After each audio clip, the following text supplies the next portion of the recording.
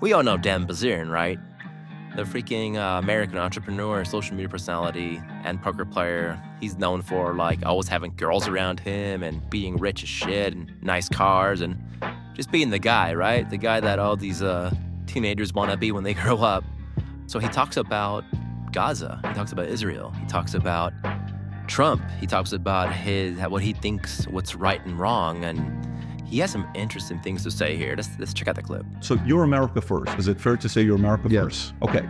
How do you feel about the protesting and the rioting going on in schools, academia, Harvard, Columbia, when you've seen all the stuff that's going on?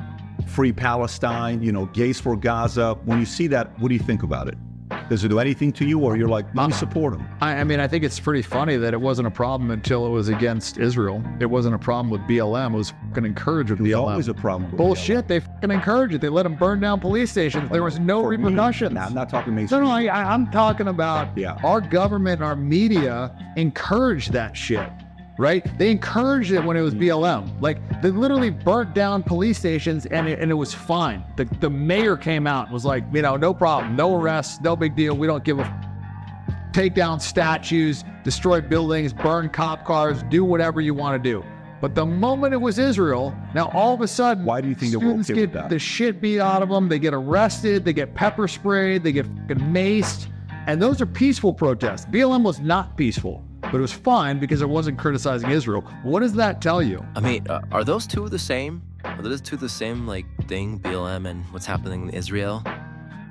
Maybe I'm wrong. I don't know. I just think those are two different situations. But let's see what David had to say about it. Let me ask you a question. Well, we'll answer that. What does that tell you? Who's in charge here? But you're talking to a guy that I'm not sitting here saying what BLM. I'm talking to you like you and I. I'm not talking to you with $2-3 billion of damage they did to small business owners in communities that African Americans are living in, and who controls mainstream media. And there's only two outlets right now. We're talking to a couple of your friends here that were during lunchtime. We're having a conversation while we're having dinner with who controls mainstream media. The left. The only one that's on the right is one. Okay, and that's also going to the left. Who controls CNN, CBS, ABC? That's left. Who controls universities? Left. Who controls schools? Well, it's like 90-something% Jewish. Right. We could say left, but it's Jewish if we're being honest. Not necessarily, because even right now, if you think about it, if you think about the right and the left, okay, who's taking the biggest hit with losing Jewish voters? Because most Jews vote left. They're not voting on the right. Jewish vote is irrelevant. They're like 2% of the population. But the money that they vote with their money